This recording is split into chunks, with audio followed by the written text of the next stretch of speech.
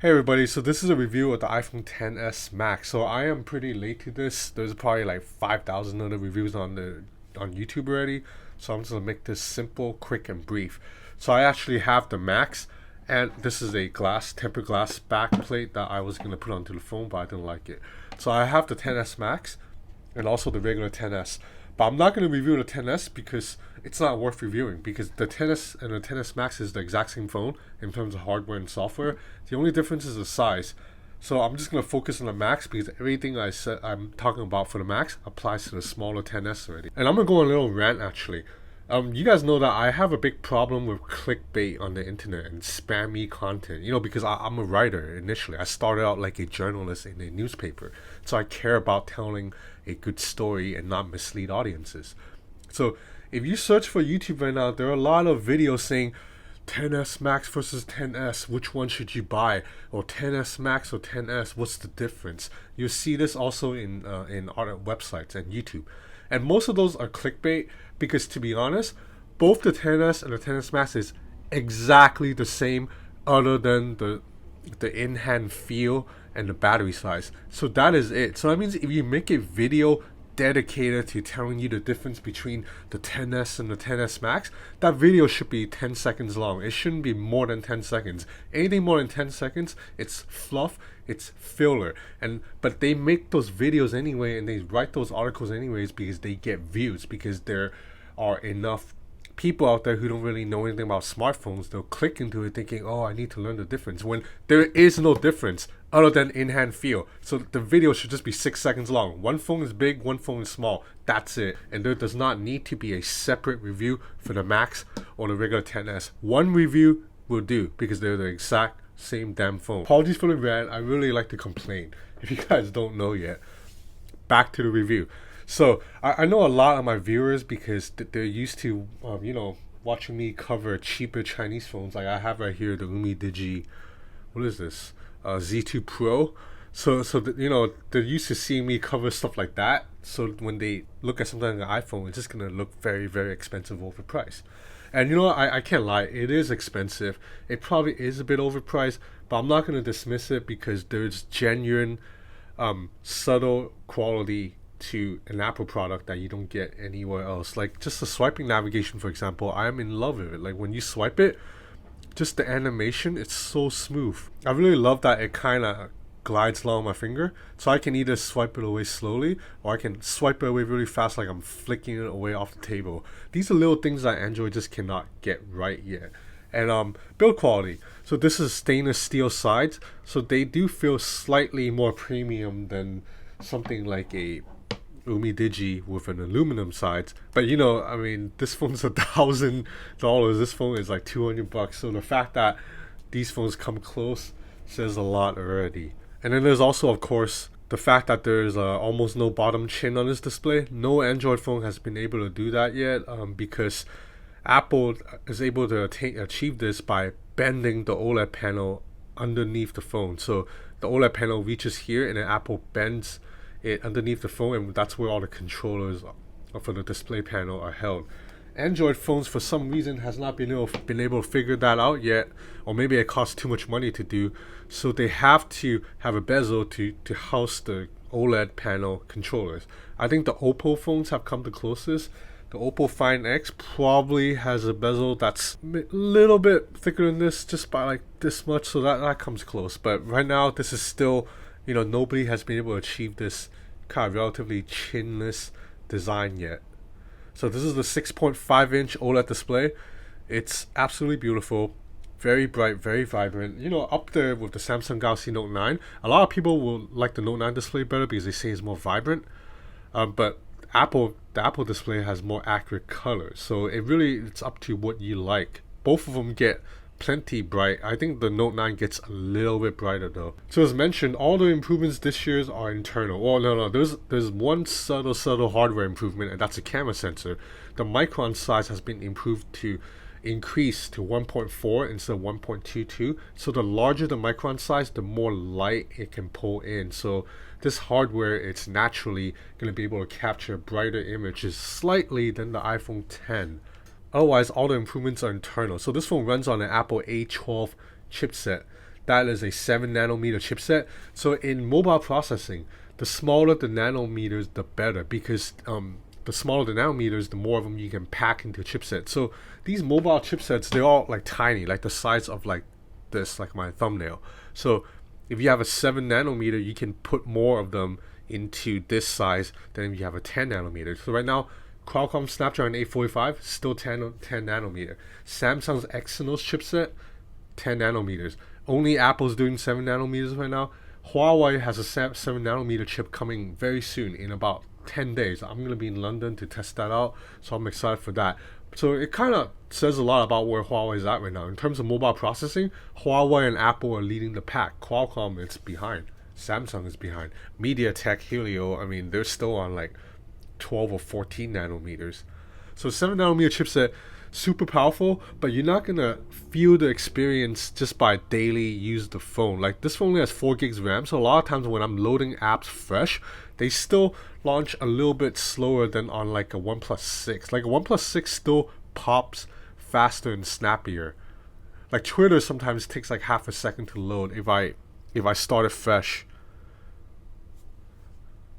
See, stuff like that. On OnePlus 6, it would pop up a little bit faster. So this the A12 chipset, it's powerful, but it's not for like pure speed. Instead, it's to do 3 things. It's to handle augmented reality, and Apple does augmented reality better than anybody. Like Android's not even close. And then for handle graphically intensive games. So playing heavy graphic games, they run smoother and they look better on the iPhone than on even the Galaxy Note 9 or any other Android phone right now, until Huawei's Kirin 980 comes out in 10 days. And the third is computational photography. So as mentioned, the hardware, it's not that much improved over the 10, and in fact, camera hardware has just about reached a ceiling. There's only so much room in a smartphone for you to put a bigger lens, a bigger pixel. So now all the updates, all the improvements are kind of internal software. So this phone uses computer machine learning, AI, neural engine, all that like geeky stuff to process photos. So now every time you snap a photo, the phone takes 4 images at the same time, and these 4 images, they are either underexposed or overexposed on purpose. Pull information from all 4 photos and stitch them together for one shot. So that means the photos generally come out very, very balanced. Even when you're shooting in challenging situation like against backlight and stuff like that, it's just the photos tend to be more balanced. Like I always say, iPhone camera is no longer the best in any single area. Like if you talk about low light photography, the P20 Pro can still pull in more light than this phone. If you talk about like portrait mode, the Google Pixel 2 does a better job. But the iPhone 10 and the iPhone XS are arguably the most balanced photo, meaning for people who just like to point and shoot, who don't like to tweak exposure settings or go into manual control and do ISO and all that. If you want to just point and shoot, the iPhone still gets you the best images. So I'll show you a quick video sample between the iPhone 10 and the iPhone XS Max, just to show you the new kind of computational photography that helps find balance and dynamic range in real time. So the A12 chipset is so fast, it can handle all this in real time in like split second. So in this video, I'm at my usual coffee shop. I'm gonna pan left and right between the coffee shop and outside the sun, and you'll notice that the exposure is catching up almost immediately on the XS Max. Like the camera finds the balance right away, whereas on the XS, it struggles to find a balance and overexposes the sky. So we'll play. So you see, it's already found a balance. You see the sky here is blue, whereas this here is still a little bit overexposed. Now I'm going to go back and look at how fast the iPhone XS Max does it. Immediate, right here. It's still struggling. It's slowly getting there, but it takes a second. See, overexposed right now on my right, on the left it's clean. And that's very minor. Like, you have to be a photography geek to kind of care about these things. Most people don't care, but if you are paying top dollar, you should want the best and care about these little things. And just photos taken with iPhone XS Max just generally are very well balanced. Like, check out this image right here. It's well balanced and it's natural. Like, if I take the same shot with a Huawei P20 Pro, it will look brighter, but it will also look a little bit like fake. Huawei photos always look a little bit over sharpened, like someone went to the computer, Photoshop, and like processed it. Samsung will also probably bring out the purple a bit more, but it would just be a little bit too exaggerated. This is a very natural shot and exactly how the scene looked, and it's perfectly balanced. Dynamic range is super on point. You look at this dark area, the shadows, you can still see all the details, but the lighting area down below, it's kind of, it's exposed kind of pretty well, slightly overexposed, but not too bad. And I also really like live photos. Oh, this is not live photo. Let's see, maybe right here. Yeah, I like that. It's just little things like this that make an iPhone sometimes a joy to use. I know that they have live photos in Samsung phones and Huawei phones too, but they don't work as well. You cannot just let me find a live photo. You cannot just force touch on it and immediately see it in motion. On a Huawei device, you have to like tap into settings and then hit play. So it's kind of weird. This is a lot more natural. So now we're looking to bokeh mode. So when Apple introduced this mode, they made a big thing about letting you adjust the aperture in real time, and then all the Apple fanboys were like, "Ooh, oh my god!" That was kind of dumb because, to be honest, Huawei and Samsung phones have allowed that for a long time, like at least a year. But the Apple iPhone XS can do it pretty well. So you see right here, you can change the aperture setting in real time to adjust the blur. So you have right here all the way up to f16.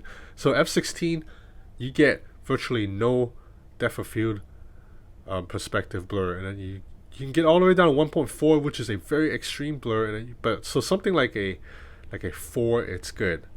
See, this is very natural, and edge detection's on point, even against my girlfriend's crazy ass hair. Like this actually found its way around her weird hair pretty like accurately and nicely. And then you can also change the settings, stage lighting, all that in real time. So this is pretty cool, and this is computational photography because Apple is using this 7 nanometer A12 chipset to process the images in real time. If you don't have a really powerful chipset with a neural engine, you're not able to do like this advanced real-time tweaking. So a Huawei phone can do it, but that's why LG and Samsung phones can't do it yet, because they're running Qualcomm chipsets and they're not as good. And also, the iPhone XS Max has the best, loudest, fullest sounding speakers I've ever tested in a smartphone. Not counting the Razr phone. The Razr phone has really chunky bezels with dedicated speakers on each side. So that's still the best speaker phone on a phone ever. But that's not a mainstream flagship phone. So if we just go by mainstream flagship, this is the best and loudest speakers ever. So stereo speakers from both sides, but it's just super loud, super immersive. So we'll go to max volume.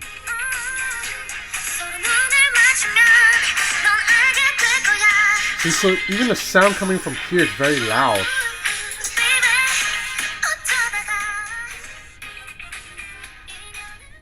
So now compare to something like a Samsung Galaxy Note 9, which has a really damn good speaker too, to be honest.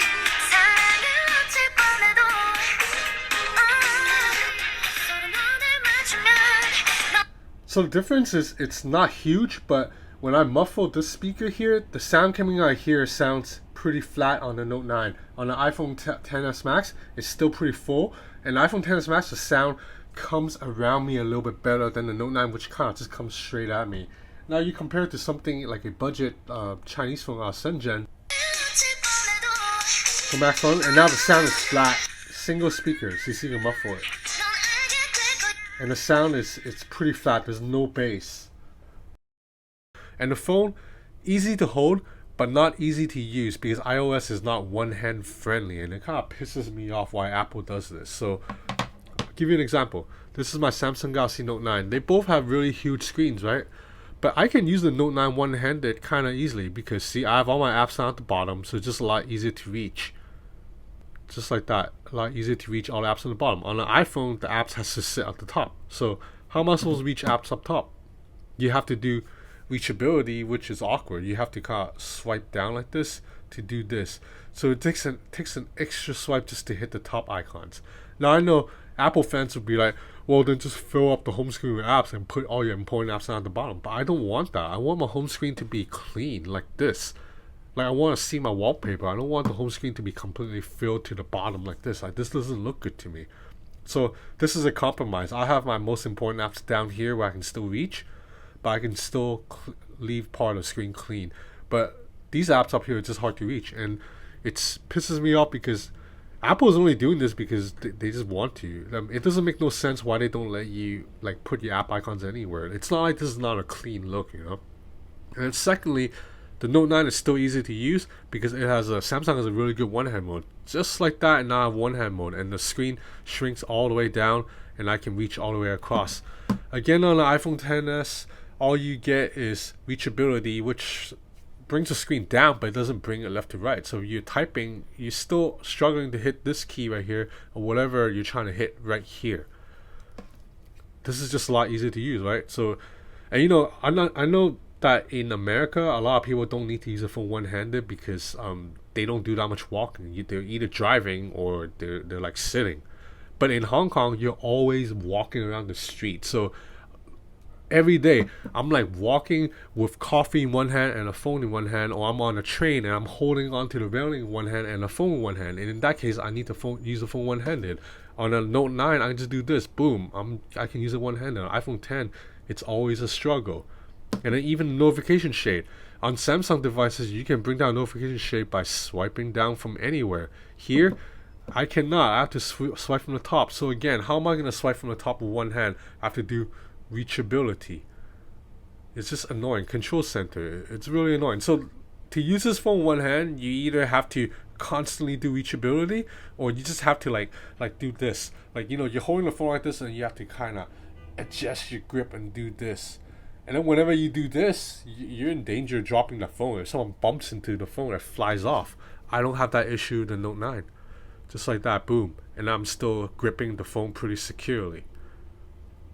So little things about iOS kind of annoys me, but there's also a lot of good things. I really like screen time. It shows you your phone usage, and it's scary because you actually see how many hours you're on the phone, how many times you pick up the phone, how often you're on each app. So you see right here, it's only 9:33 a.m. in the morning. I've already used the phone for 2 hours, 26 minutes on Twitter, and I picked up the phone 21 times already. Between 7 to 8 and I picked up 10 times. So every day you can see stats. Like, you know, I'm a basketball fan, so I love numbers. And then AirDrop is awesome because you're able to send files from iPhone to iPad or MacBook like immediately. It's so much faster than transferring files on Android, where Bluetooth it's a little bit slower, or you plug in a USB-C cable. So I still prefer Android overall, but iOS, I gotta admit, there are some things about it that are really well thought out and really nice.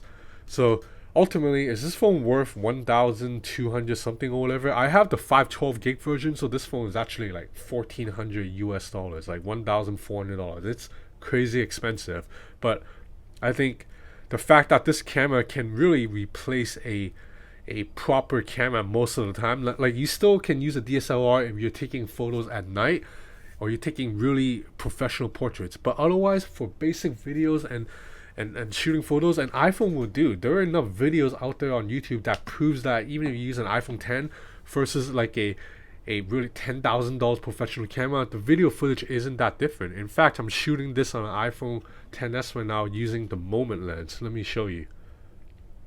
I've been shooting with my iPhone mostly because the iPhone is just really good at autofocus and really good at balancing. So even though I have all these damn good phones on me, I have the Huawei, Samsung, Xiaomi, Vivo, Oppo, I ultimately choose to shoot videos with an iPhone because they are the most balanced. And that to me kind of sums up the iPhone user experience in a nutshell. It's not the best in any way. Like in terms of stunning bezels design, the Oppo Find X is better than this. If you want low light photography, the Huawei P20 Pro is better already, and the Mate 20 Pro is probably going to be much better. If you want super speed, the OnePlus 6 is zippier than this phone. So there's nothing about the iPhone XS that is the best, but it is the most well balanced. Like the photos almost always come out well. Videos are just the most stable, most smooth. And then the phone, it's just very easy to use all around except with one hand. This one hand software sucks. But if you can use this phone with two hands, or if you're just using a smaller iPhone XS, then, you know, no issues at all. Sorry, I said I was going to make this video quick, but this still ended up being like 17, 18, 19 minutes anyway. Apologize. Thanks for watching.